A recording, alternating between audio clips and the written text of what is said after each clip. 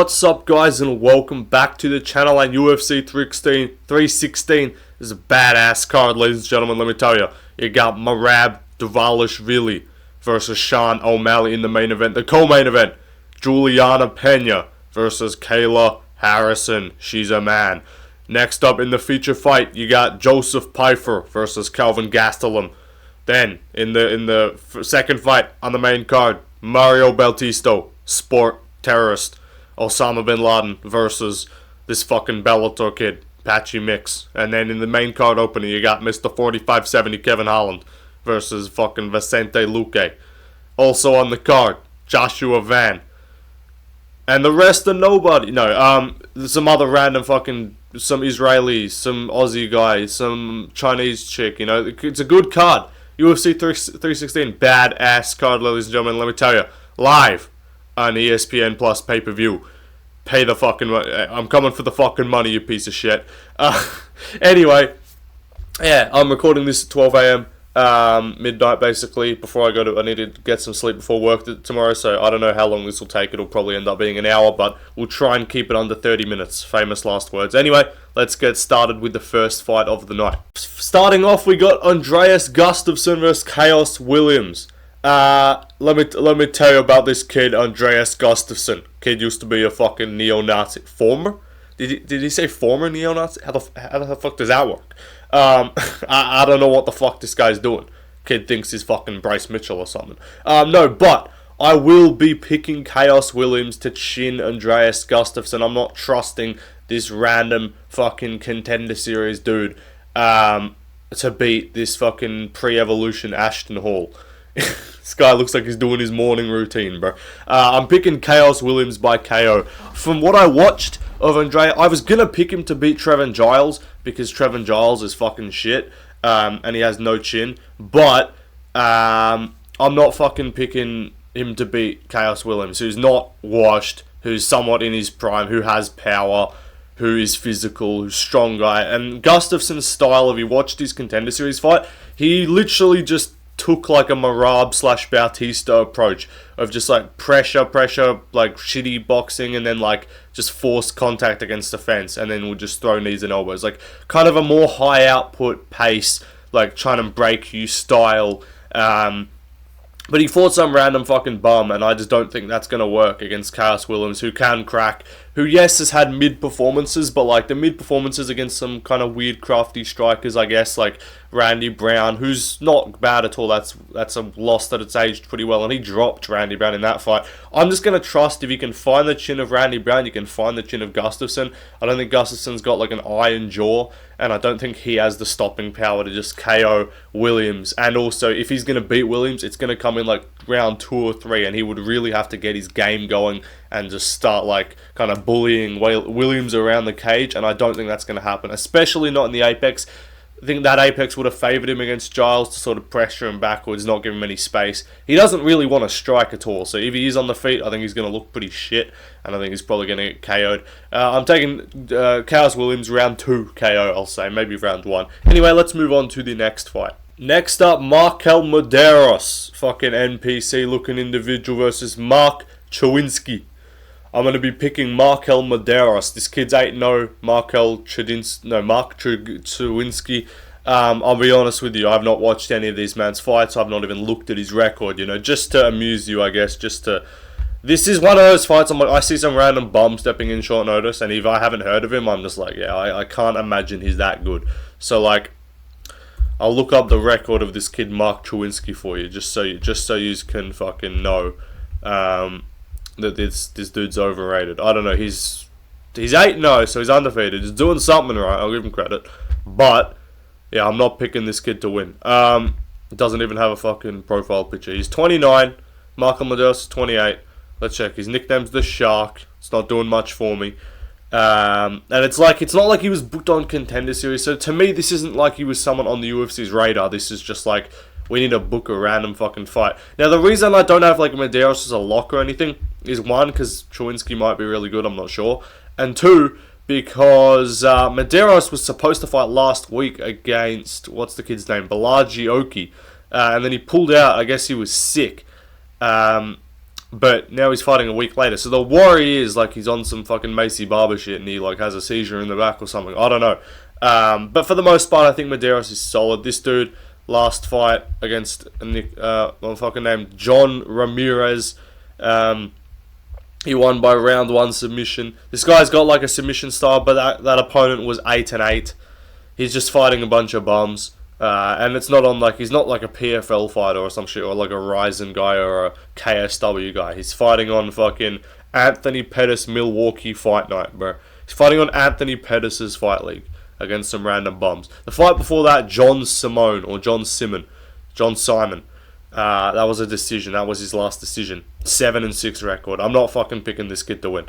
Let's move on to the next fight. If I can just fucking find the pause button on my fucking computer. Next up, Quillen Salkild versus Yanal Ashmuz. I'm not fucking picking this goofy-looking Israeli to win a fight. I know the tried and true saying is don't pick Jewish people to win fights, or don't pick, like, we just associate that with Israelis. This dude's apparently, like, a Muslim. I don't know what the fuck this guy, I don't know how that fucking works. Someone needs to fucking let me know in the comments. But I made a joke about him or some shit. I made some sort of, like, Jewish joke about him, and someone in the comments is like, actually, he's not actually Israeli. He's not Jewish. He's actually Turkish Muslim. I'm like, alright, buddy. Alright, we got Dr. Sean Murphy, I'm a surgeon here, but we got some major fucking autism in my comments. Like, what's going on here? Sorry that I'm not aware of the fucking ethnic differences between a Jew and a fucking Israeli Muslim. I don't know what the fuck that is. Respectfully, maybe I'm just ignorant. But Yanal Ashmuz is mid as fuck. He has a win over Sam Patterson where he KO'd him in the first round. Sam Patterson killed himself to cut to lightweight, had no chin, and looked shit, and, like, got caught throwing a leg kick. Like, that was the most like, he threw a leg kick in boxing range and just got KO'd with an overhand. But apart from that, Ashmuz, you know, he beat Trevor Peek, but, like, I love Peek. He's fun as hell, but he's not very good. And he lost to Chris Duncan, who I believe had, like, one arm. Or maybe Ashmuz had one arm. But Chris Duncan's solid, so that loss hasn't aged badly. But I'm just not fucking picking a man from the country of Israel to win a fight. Like, that's just not going to be something that's happening. Quillen Salkild, I watched a few of his regional fights. Like, I knew of him before he signed to Contender Series. And obviously he redeemed Anshul. He needs to change it. He needs to make his fight nickname the Redeemer. He would actually get so much aura if he got announced as Quillen the Redeemer Salkild. But anyway, I'm picking him to win. He's just better everywhere. I don't know if he finishes Ashmuz. Ashmuz is probably pretty tough to get out of there. You know, financially motivated, obviously. Except he's not Jewish. Doesn't even work. The joke. See, I want to be able to make Jew jokes, but Natan Levy's no longer in the fucking promotion, and there's, like, no other Jewish fighters. But I'm picking Salkild to win. Anyway, let's move on. Next up, Jeka Saragi versus Ju Sang Yu. I'm picking anyone to beat Jeka Saragi, and I'm picking them as a lock. I've never watched this man fight in my life. I believe he's undefeated as well. So maybe undefeated fighters haven't been going too well this year, so maybe we see him get fraud checked by Jeka Saragi. But I'm not picking a man who's lost, to my money, the worst lightweight and worst featherweight on the roster, being Weston Wilson and fucking Anshul Jubli, both by finish. Both by, like, comfortable finish as well. Like, he got bitched by Anshul, fucking do not redeem Jubli. I'm not picking this man to win. He's a midget. He randomly KO'd Lucas No Heart Alexander. I hate Lucas Alexander. He sold me, like, almost a perfect card of picks on UFC Saudi Arabia. That card where I got 2 fights wrong. One of them being Pogues versus Abdul Wahab, which was a robbery, and the other one being Alexander tuning up Bogdan for round 1 and then just allowing himself to get put on bottom and ground and pound TKO'd. So I have a bone to pick with Lucas Alexander. Kid's a bum. Kid's an absolute fucking douchebag. But Saragi KO'd him in the first round. Alexander got back up from, like, a scramble without defending himself and just got caught. Apart from that, Saragi is shit. He's got 3 submission losses. I don't even know if Ju Sang Yu's a submission guy, but Saragi's a midget. I'll pick him to get finished here pretty comfortably. Let's move on to the next fight. Next up's, what's the kid's name? Ariane Lipsky versus Won Tong. I'm not being racist. That's apparently how you're supposed to say her name. Fucking Chinese, get your fucking sounds right, bro. Where's the Wong and where's the Tong? It's Wang and it's Kong. There's no fucking T there. So I don't know what the fuck this guy's doing. I'm picking Wong Tong to fucking win by round 1 Kong knockouts. I don't even know what I'm doing. That was so shit. No, I'm picking Wang Kong by fucking TKO, I guess. I don't know.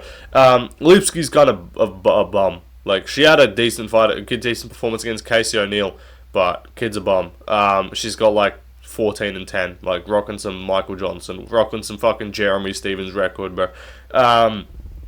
Wong Tong is gonna fucking chop her up like a dumpling, and piece her up like some fucking diced garlic and put her in a fucking wok and finish her in the first round. No, I don't know. I'm picking her to win. I am trusting that the Gabriela Fernandez fight was a fluke, and I'm assuming that she's not completely shit. How old is she? That will determine if I have any concerns about this. Because let me just get back on the Sherdog. How old is Wong Tong? My jokes are not on point today. It's 12:30 a.m. Give me a break. Fucking Sherdog, get your fucking site right. Bro, this shit takes so long to load. I can't be asked. Alright, wait. See entire fight card. I am also, on another note, I am actually looking forward to this card. Like, originally I gave it shit, and I was like, fuck this main event, it's bullshit, which it is. But I actually am kind of excited for the card. Anyway, Kong Wang Wong Tong Kong Wong Bing Bong is 7-1. How old is she? If my fucking site is taking so long. She's 33. Okay, so like a flyweight, that's not that bad. Like, Manon Fiorot is like 36 and just challenged for the belt. And yeah, she took Bruna Brazil to a decision, who I would say is objectively worse than Lipski. Bruna Brazil literally just avoided the fight and just ran away from her the entire time. But, you know, maybe she's not much of a finisher. She's got 4 finishes out of 7 fights on her record, so she probably will take this to a decision, but I'll say we get a fun fight, I guess, and I'll say Lipski just like crashes in and get counted or something. I don't know. Anyway, let's move on. Next up, Azamat Murzakanov, kid's badass. Look at this kid looks like he's gonna sell me a fucking Savlaki for $12.99, bro. This looks like the guy who's like, never mind, boss. I know you pay me back next time. Like, this is what Azamat Murzakanov's looking like, bro. So I respect that. You know, man's like 36, looking like a fucking retired gym teacher. Fighting, and he's an undefeated mixed martial artist, you know. Kid's a fucking 36-year-old prospect, what can I tell you? I need to do a video on like the most like cooked prospects, like age-wise, like prospects who realistically aren't gonna do anything because like they're like 38. But like Lerone Murphy, full ass 35-year-old, like full grown man, fucking like same age as the champion, bro. And then Azamat Murzakanov, literally looking like a fucking retired chess grandmaster, bro. He needs to grow the hair out. I reckon we need to see Murzakanov with hair. Man's gone bald already at like 35. He's washed. But he's gonna beat Brenson Ribeiro because that kid's a bum. Again, can my fucking Sherdog load? That would be brilliant. Murzakanov, 14-0. My man is 36 years old and he's barely in the top 10. He's not even getting a ranked opponent here because Johnny Walker fucking got pulled to go fight Ming Yang Zhang. This dude started his UFC career in 2022. He started his career as like a 32-year-old man. Nuts. Anyway, I think he's gonna beat. If you look at his Sherdog picture and his like UFC debut, he's just got the most receded hairline ever. So that actually makes him look older. He doesn't look as old with the bald head. But yeah, in his Sherdog picture, the professional looks like he's gonna fucking sell me a professionally made kebab. If my fucking email notifications will fuck off. But yeah, what's it called? He's gonna KO Brenson Ribeiro. Brenson Ribeiro is shit. He beat fucking Dayar Tourette's Nergaje, who just kept scratching his fucking eye the entire fight. Kid's a bum. Moved up. I don't even know what he's doing. Missed weight by 10 pounds. Fat fuck. But Murzakanov's gonna win with his density maxing, with his fucking random ass goofy looking build, with his midget physique. He's gonna look way smaller than Ribeiro, but he's gonna crack him with like a big meaty overhand, KO him in the first round, I reckon. Anyway, let's move on to the next fight. Sergey Spivak is a great fighter. I'd love to fight him.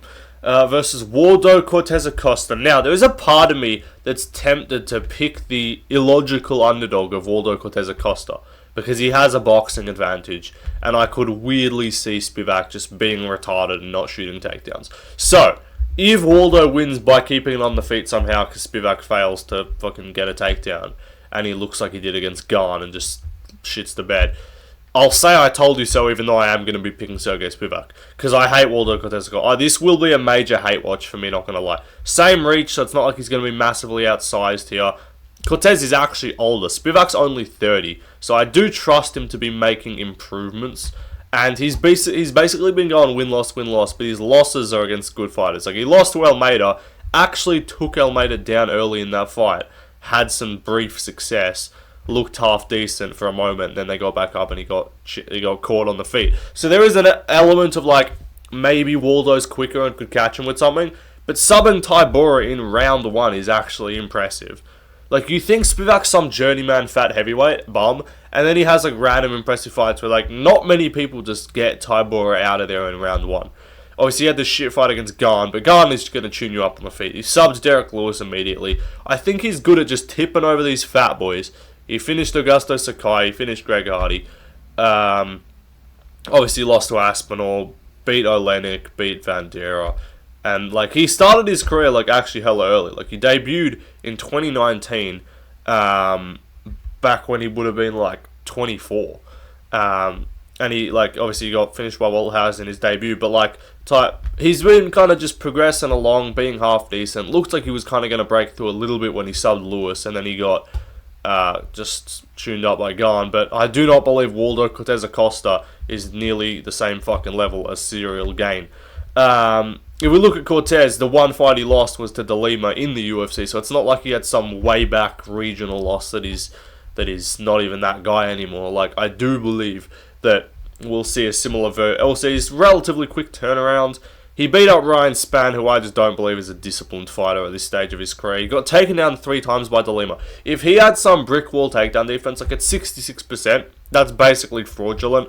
All of the other guys, he got taken down once by Chase Sherman, even in their fight. I don't even know how many De Lima shot, but yeah, De Lima took him down 3 times. He actually did outland De Lima, but I seem to remember he got his legs chewed up in that fight a bit. I think Spivak's one of those guys who's like, yeah, I know who I am. I'm a heavy pressure grappler. I'm a big blob marauder. I'm going to just come forward, shoot a takedown. And he's actually got like technical grappling. Like, Spivak doesn't just have fat man like grappling, fat man wrestling. Like, he actually like will hit like a judo throw or some shit like that. Like, he's actually pretty solid. So I will pick Spivak, and I also don't like Waldo Cortez Acosta, so I don't want to pick someone that I don't like, because then it's just like, I don't want my pick to be right, and then I'm like happy to get my pick wrong. With this, I'd rather be rooting for Spivak and be like, hey, I got my pick right and Waldo lost, let's go. Anyway, Waldo Cortez is legitimately like a top 5 heavyweight prospect though, in terms of like guys who have promise. He's top 5 at heavyweight, which says a lot about how shit this division is. Anyway, let's move on to the next fight. My manlet goat, we will be piecing up Bruno Silva and landing 190 significant strikes in 14 minutes and 50 seconds and getting a late 3rd round TKO. We will be climbing the rankings, and we will be looking to win 2 more fights this year. Josh Van's getting the W here, boys. Let me tell you about this kid, Josh Van. Got to get up from my seat. I got to adjust my positioning on this couch that I'm sitting on. Waldo Cortez. Why am I talking about Waldo Cortez Acosta? Joshua Van, kid's badass. Let me tell you. Now, if he gets KO'd, which is a potential, because Van does kind of just maraud forward a little bit, but he's not like marauder style with like BSD with no defense. Like, he's just kind of like doesn't have a lot of stopping power. So if you just be like, fuck you, and just hit him, but this is like the first time he's not gonna look like a complete midget. Like, I don't think Bruno Silva's gonna be that much bigger than him. I think they're like the same size. Well, there's all these other guys who he struggles with and gets like clipped by. Like, he got clipped in round 1 by Borjas. Got clipped in round 1 or 2 by Shires. Shires, that fight's aged well, and he did like tune up Shires, and even showed good grappling wrinkles in that fight as well. He was beating the fuck out of him, and then Shires just like fluked a spinning back fist. But he was cooking Shires to the body. I think Bruno Silva is just a victim, and I think he's just easily hittable. Like, everyone's like, oh, but he KO'd Cody Durden. Go back and rewatch that fight. I swear to God, I haven't done any tape study for this whole card. I just have a fucking autistic brain that just remembers shit, and I remember exactly how that fight went. Cody Durden was fucking tuning this man up. Commentators are mid like, oh, Bruno Silva's a tough guy. I reckon he'll try and, like, he'll be hanging in here till the end, you know, even if he takes a loss here. And then he just randomly clips Cody Durden and drops him with an uppercut. I don't think he's got the set, like, uppercut. I know Van got dropped by an uppercut, but that's by Charles Johnson, who's explosive, quick, snappy, and also long as fuck. Pause. He's rangy. He's got the reach on Josh Van, and he just came out there real aggressive. And he can catch Van to the punch first because he's got like 6 inches of reach on him. But Bruno Silva's not going to be that guy. Bruno Silva looked tiny against Cap, who's not a massive flyweight, and he gets tuned up in most of his fights, and I'm yet to like be that impressed by him. And also, if you're worrying about Van getting like taken down and subbed, I just can't see that happening. He's stuffed so many takedowns from Durden.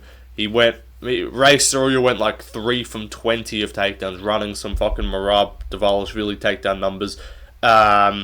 He doesn't look like he's in trouble much on the ground ever. Like, he's showed good get-ups as well. He swept people, got up. Bruno Silva's not some fucking crazy, like, this is not Pantoja, bro. Like, this is not...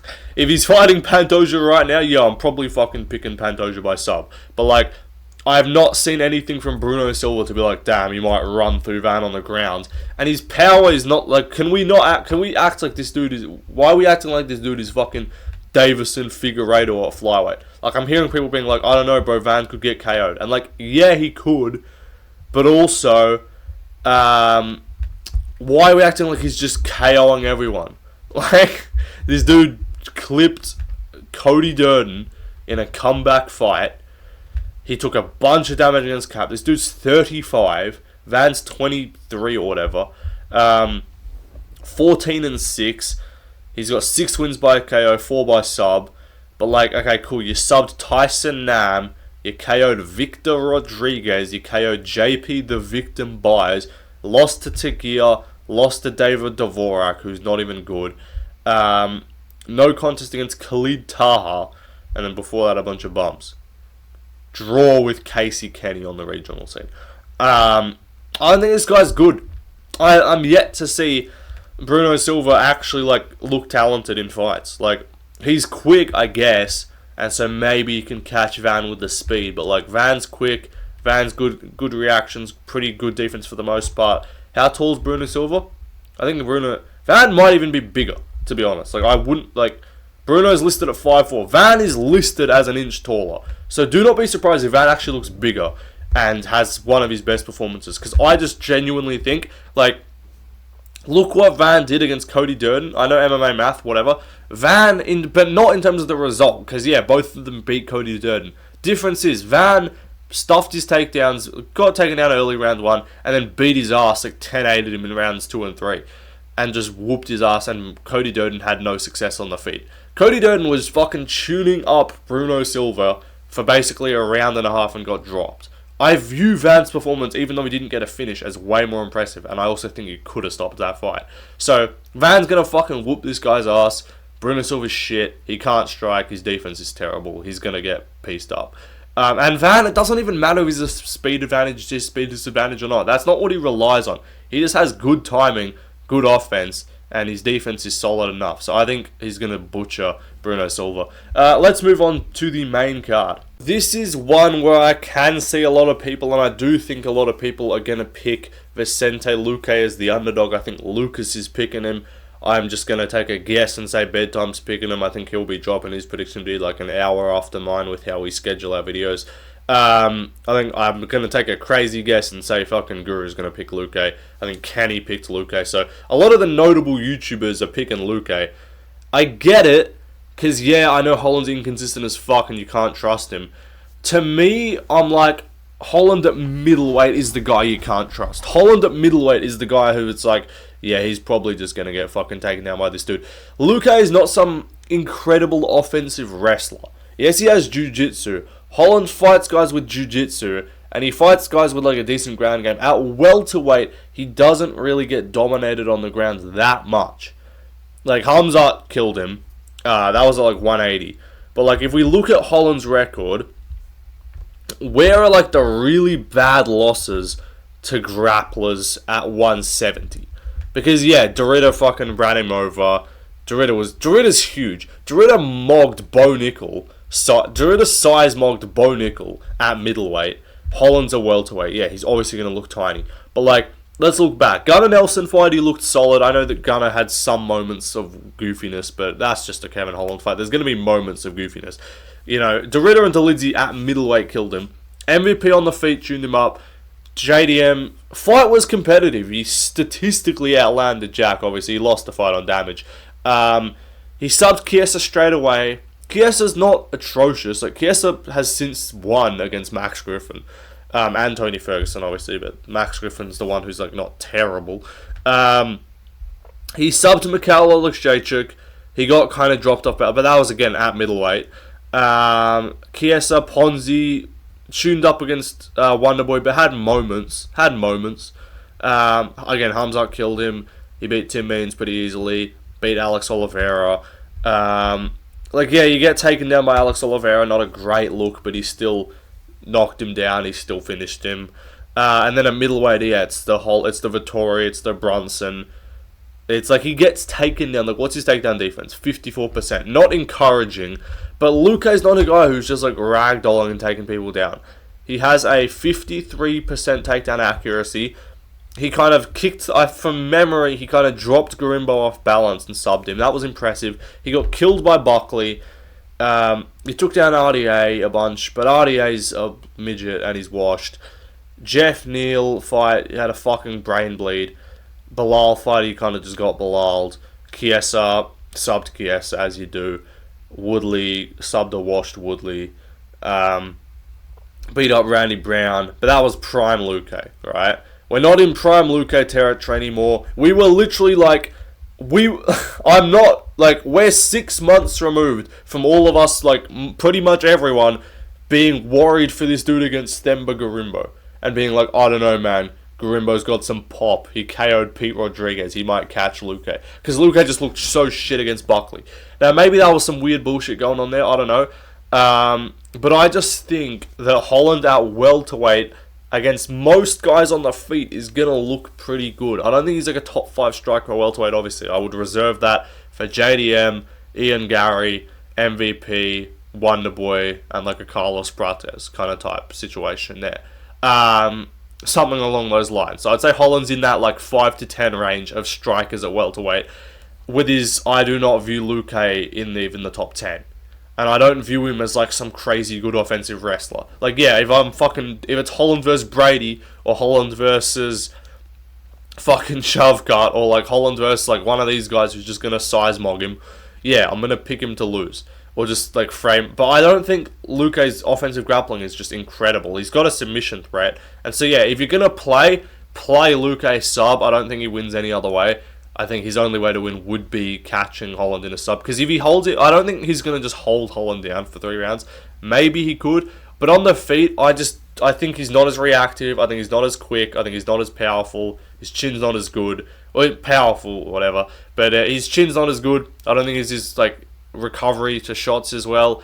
If he gets cracked bad, Holland's still got pop. He's still got power. So I think Holland should be dialed in. And again, I like Holland at welterweight. He already won a fight. He's probably got a bit of confidence back. So I'm going to pick Holland. I think he can drop him, finish him. I'd like to see Luke win.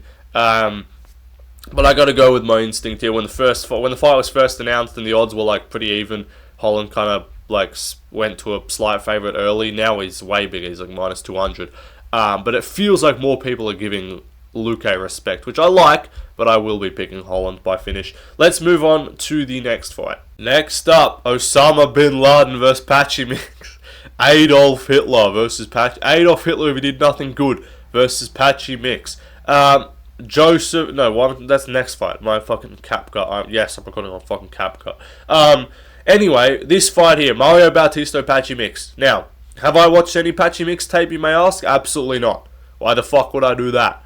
I'm picking a Mario Bautista fight, so obviously I'm going to be hate picking against Bautista with no logic, and picking whoever his opponent is. Now, I would have picked him to beat Cheeto, because I'm not retarded, so like, if there's a fight where I'm like, okay, yeah, he's clearly going to fucking win, I'm not just going to delusionally throw away a prediction on the card, then I'll pick him. Like, if he was fucking fighting Eamon Zahabo, I'd probably fucking pick him to win. If he was fighting like Cody fucking Garbage, I might pick him to win. But no, I'm assuming that Patchy Mix is half decent, and I'm assuming that Bellator champions / PFL champions, outer promotion champions, are at least top 10 caliber in the UFC, because I don't view Bautista as much more than top 10 caliber, and this is not just because he like smudged Aldo and committed war crimes at UFC 287. That's not the reason, or 297. That was that the no 307. What is my brain fucking? Why did I think 287? That was fucking 2 years ago. 307 Pereira versus Roundtree. He committed war crimes. It is all good. Like this, he's got a manhunt out for him in the state of Salt Lake, in the city of Salt Lake, in the city of Salt Lake City, in the state of fucking Ohio, wherever that is. Utah. I'm retarded, not Ohio. That's a fucking. My American geography is fucking washed. Again, sorry, but Americans don't laugh at me. You motherfuckers don't even know where fucking India is, bro. You point to Argentina and think it's India. You guys don't know anything about geography. But Mario Bautista, he's got an arrest warrant out for him in whatever fucking place he fought in last in Utah. And that's so dumb. But that was bad. But also, I'm just gonna assume that's not the reason why I think he's not good. Like I think Damon Blackshear beat him. I picked Damon Blackshear to win, and I think he won the first 2 rounds. Some retard gave Bautista 3-0. Don't know what the fuck that was about. I don't know what the fuck this guy's doing. So that was dumb, and that was literally Blackshear on a week turnaround, weighing in at bantamweight, not even a catch weight, weighing in at 35 after a week after fighting. And Blackshear's a pretty fucking big bantamweight. And he probably had a shit weight cut, and he pushed the pace for 2 rounds before he kind of gassed, and he got robbed. But I just think about, he looked good against Simone. I don't think Simone's that good at this stage of his career, and also, the Aldo fight, genuinely he just didn't win, and what did he do impressively against Aldo? He pushed him against the fence. At least Zahabo, even if that was a robbery, at least he struck somewhat competitively with Aldo, and had moments on the feet, and pushed the pace on him and broke him a bit in the 3rd round. With his Bautista, wasn't even able to get Aldo tired, and that was a fucking altitude. I mean, Aldo was probably tired, but he had no striking success. He did fucking nothing. He was a bit he sort of outputted him in one of the earlier rounds, I believe, if it was round 1 or 2, I forget. But he doesn't look that impressive. And Blackshear out-grappled him. I know some people, I know a bit about Patchy Mix. Again, I've not rewatched any of his fights. I know he's a grappler. I know he's got a submission game. And everyone's, I see the people that are picking Bautista, I believe Lucas is picking him.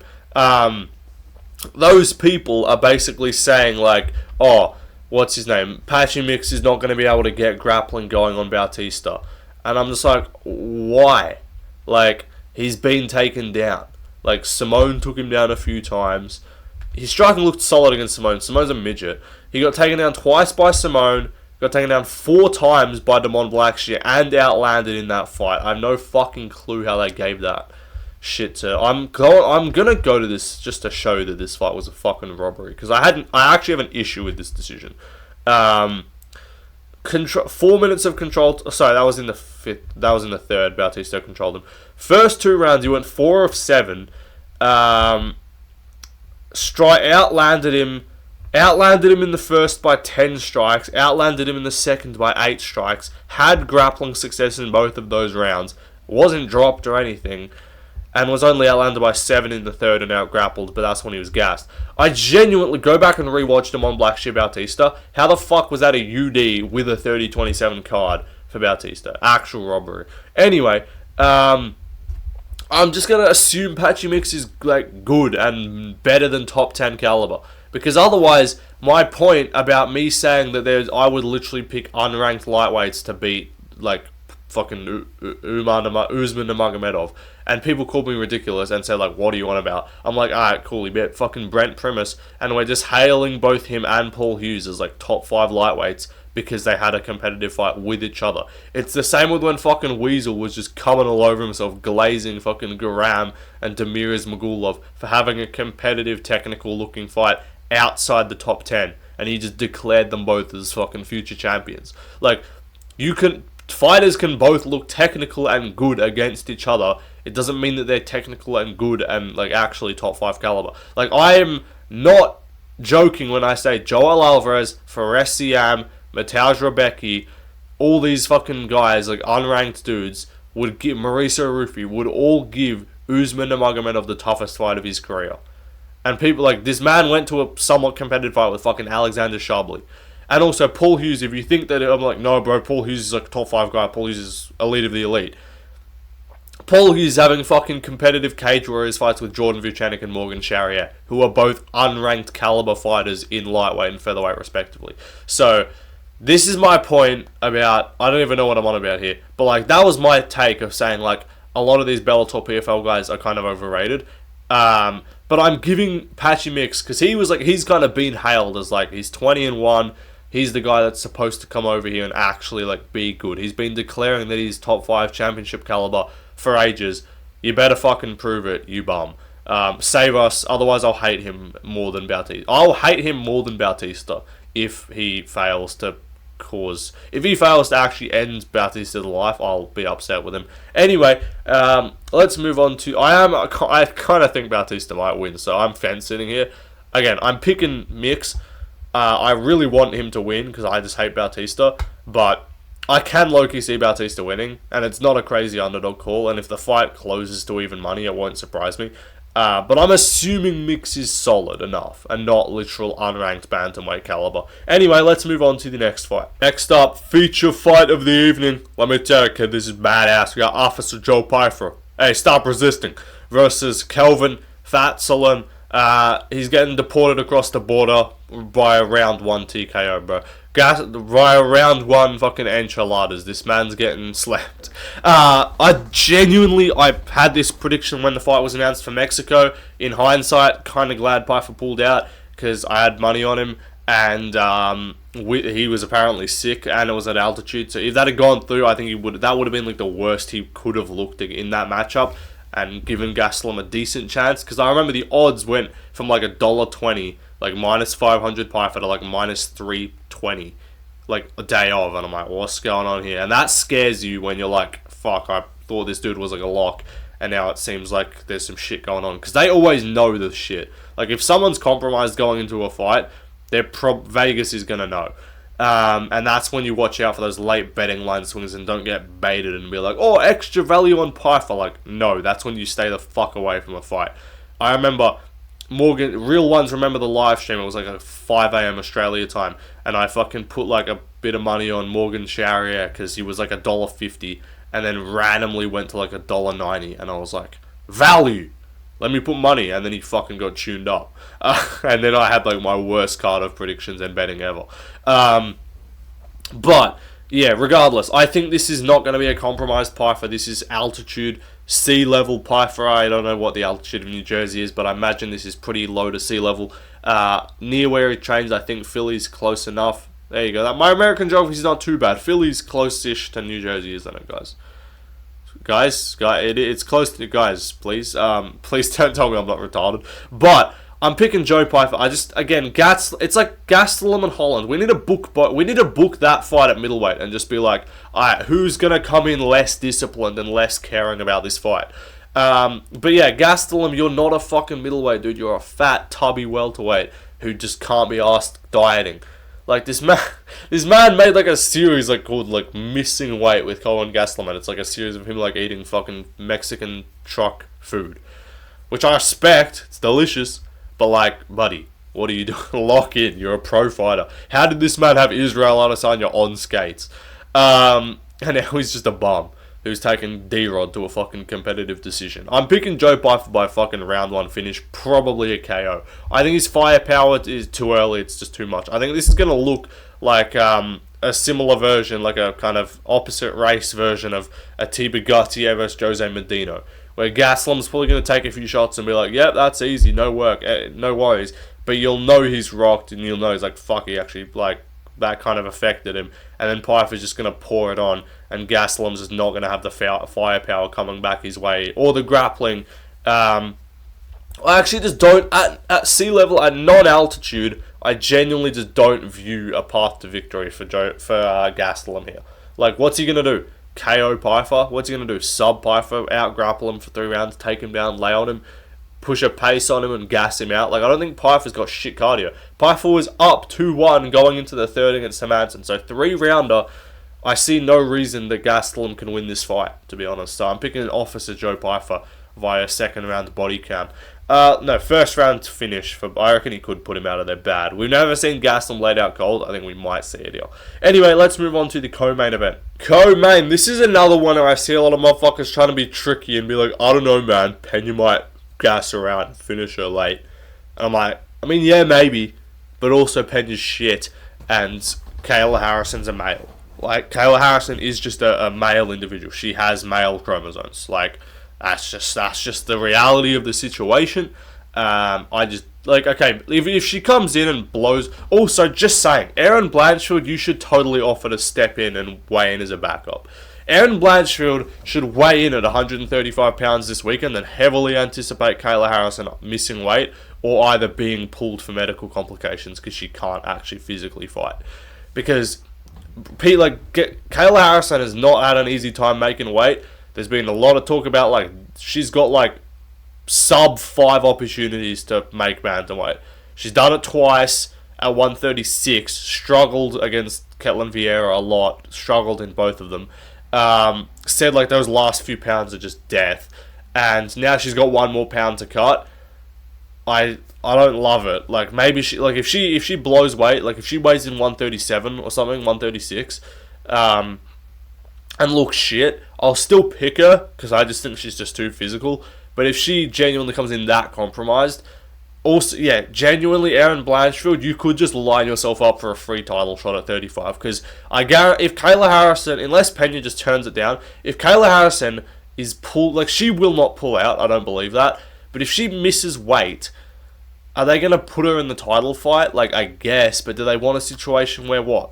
She wins it, and then it's just a vacant belt, and then I guess they would just do Kayla versus Nunes for the vacant belt. They probably wouldn't hate that. So, but if she blows weight badly, or if she gets pulled for medical complications, which could fucking happen, we see a lot of weight cut related pullouts, because the commission just says, "Nuff, you're not fucking fighting." Like, William Gomi, if you remember him, he looked absolutely... He was going to fight Gene Silva. Real ones remember that was a fight that was going to get booked. And God fucking help William Gomi that fight didn't go through for him, because he would have fucking died. Gene Silva was supposed to fight on 301. That was supposed to be like the Fighting Nerds card. Borralia Rufi were on there already. Prates was the month after. And William Gomi weighed in at 143, was wearing a shirt on the scale and, like, looked like he was gonna fucking die, and he got pulled, like, and immediately I saw that, I was like, fight's not happening. He's done, and sure enough, he gets pulled. So, like, Blanchfield should definitely set herself up for a potential, like, short notice title step in here, because they're gonna want to keep it on the, they're not co-main, they're gonna want a belt, they're not co-main eventing Joe Pyfer versus Kelvin Gastelum, so... And they'd probably be willing to do Blanchfield a favour. And I think Blanchfield would look at that and be like... Obviously, if Pena pulls out, she's probably not trying to fight Kayla Harrison on short notice. Genuinely, I'd pick Erin Blanchfield to... There you go. Early prediction, just so if it happens, and somehow I can't get a prediction out. If my mystic crystal ball shit comes true, because Erin Blanchfield, I'm pretty sure, lives in New Jersey. If Kayla Harrison gets pulled for medical cut complications and Blanchfield steps in, I'm picking Erin Blanchfield to beat Juliana Pena. And I think that's actually like a 10% chance. Like in any other title fight, that's like a 1% chance. This is like that's a real thing. I could actually see it happening. Anyway, fight style-wise, tape study, none of that. Fuck all that. Kayla's a dude, and she's just gonna... He's gonna just out-physicality Juliana Pena, who's a woman and feminine, and take her down and bully her, and just fucking drill her head into the canvas with elbows, and cut her open and probably get a stoppage. So, yeah, maybe if she just goes balls to the wall trying to get a finish, you know, yep, she's probably got balls. If she goes balls to the wall trying to get a finish, gas is out, maybe she loses, but I don't see it. Like if she fights somewhat smart and just doesn't have the most abysmal botched weight cut ever, I would imagine she would finish Pena inside 2-3 rounds. Anyway, let's move on to the main event. Next up, Merab Dvalishvili. Hey, it is not Dvalishvili, it is Dvalishvili. Learn to read and speak English. Merab versus Sugar Sean O'Malley. I am picking O'Malley via round 2 cock chair TKO. No, I'm picking Merab. I don't like O'Malley. I don't want him to win. I don't think he deserves this title shot, so I don't think he deserves to have an opportunity to fluke a KO. Because I do believe that's the only way he has to win. I think the only way he has to win is early finish against Merab. And I know you can point to it and say, like, first fight, oh yeah, but he won rounds 3 and 5 or whatever, or he could have run rounds 1. He didn't fucking win round 1. It was 48-47 at best. I scored at 4-1 Merab. Well, on damage, O'Malley landed a few fucking tapping low kicks and landed a decent counter in round 3 that didn't do anything to him. To me, the damage bullshit is like there was no visible damage really on Merab's face. He didn't get rocked, and also he had success in the striking. And apart from round 5, yeah, that's O'Malley. He looked visibly hurt. Merab looked visibly hurt to the body. If you don't look visibly hurt from a shot and there's no like massive blowback impact, it's like, cool, he landed a right hand. It's O'Malley, it must be damaging. Like, what? No, it's the only reason why Guru had a attempt at a case to try and score that fight for O'Malley was because he's like, oh, but O'Malley's the striker and Merab's the grappler, so if O'Malley's landing punches on the feet, they must be more meaningful. It's like, no, it's not how it works. The strikes themselves just weren't impactful. So 4-1, 3-2 at best, whatever. First fight. Everyone's like, O'Malley, torn hip, whatever. I just can't be trusting O'Malley to like come in like the best shape he's ever been in every time. Like, you know, he stopped jaying the pain. He stopped hitting the vape. He stopped smoking the weed. He stopped fucking cucking the chair. You know, he stopped all his degenerate lifestyle bullshit. So I mean, good for him, I guess. You probably should have been doing that the whole time anyway, as a professional fighter who's trying to be champion. All good though. Do your thing. I just don't see Merab losing, and he hasn't shown a sign of slowing down. His chin's not withering. He didn't take a bunch of damage against Umar. He kind of just got minorly outstruck for 2 rounds and then took over. And yeah, O'Malley could KO him. Again, that's why I'm not going to be like, yeah, Merab's a lock, dude, bet the house. Because he's not. And every fight he has, there is just the potential of him getting KO'd or rocked badly. But he doesn't get dropped bad. He gets wobbled. And O'Malley, even in that 5th round when he hurt him to the body, the urgency just wasn't there. And I don't think he just clean step back, cut the fucking edit to O'Malley, just step back, counter, one-shotting Merab. But I just don't see Merab getting one-shot KO'd. Even though the way to beat him is basically that. Because even if you rock him, he's got good survivability, he's got good recovery, he shoots takedowns well to kind of get himself in a position to not get... Like, he knows how to avoid the follow-up shot damage. Like, Cejudo rocked him in the first, and then didn't really land anything else impactful in that sequence. Even O'Malley, when he landed one kick to the body, it's not like he was, like, he didn't tee off on the body, he didn't go more, he kind of just was like, alright, cool, I guess I'll just walk you down for, like, 30 seconds and lose. So I just think stylistically, O'Malley's, it's a tough fight for him. I think he's going to be tentative as well. Like, what would possibly cause O'Malley... Like, I don't think anything about that first fight is giving O'Malley the confidence to be, like, front foot, aggressive, push the pace on Merab. Now, maybe, like, put the beats on him. Like, maybe he can, and maybe he can just overwhelm Merab and stop him from actually being able to set and shoot takedowns, and he just puts on a fucking defensive grappling masterclass. I just don't see it. I just think Merab's too good at this stage. I don't think he's destined to lose. And then a lot of the time you see these kind of dumb rematches, and it's like, yeah, like Strickland Dricus, for instance. You could say a close first fight. I would obviously say that first fight with DDP Strickland was way closer than the first fight with Merab and Sean. But it's like, alright, kind of fucking pointless rematch. Why are we doing this? There's other guys. And you get it out the way, and Merab wins easily, / Dricus fucking 50-45s him, and you're like, yeah, we didn't really need to fucking do that, did we? That's about what we expected. It went no different to the first fight. What did we gain from this? I think that's the kind of takeaways that we're going to have from this. O'Malley's going to just make some other fucking excuses. Dude, I told my labrum, dude. I told my glute going into this camp, dude. Like, he's just going to just be on some bullshit. Just be like, Dude, imagine not thinking I was injured for the 7th fucking fight in a row, dude.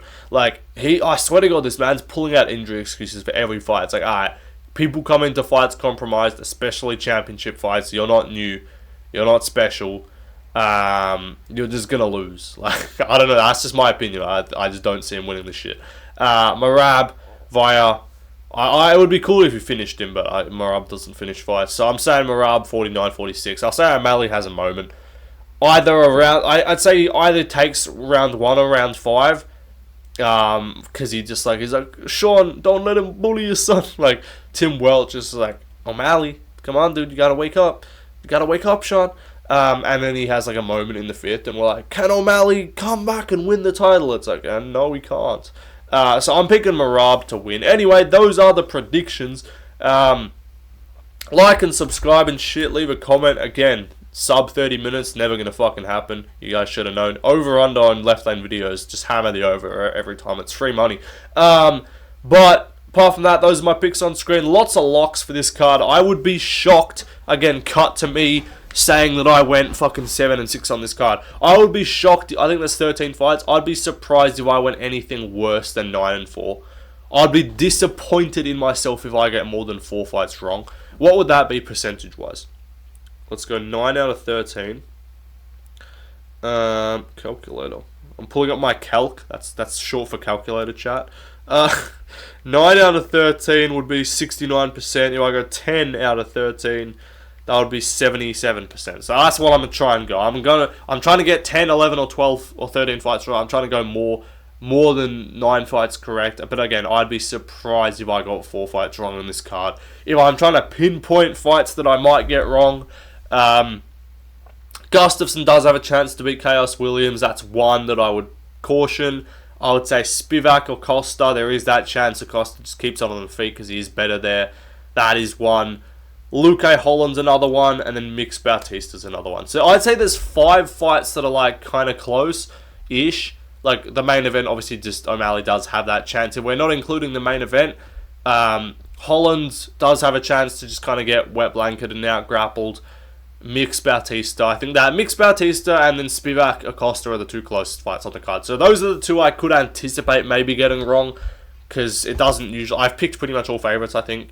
But again, I make my picks and then I check the odds and I'm like, alright, cool. If I see underdogs, I'll pick them that I like. Like, I liked Klein last week. That worked out poorly for me. But if I don't see any underdogs, I'm not just going to be like, I don't know, man, maybe this guy wins as an underdog, therefore I'll pick him. Like, I'm just going to make my predictions. And if they're an underdog, they're an underdog. Like, I picked 4 dogs and basically swept the main card of Saudi. Like, I picked a Mavov, MVP, Ziam and Oliveira all as underdogs. Like, when I see dogs, I take them that I like, but I'm not going to force it. Anyway, that'll do it. See you later, guys. Drop some more video ideas as well in the comments. Goodbye.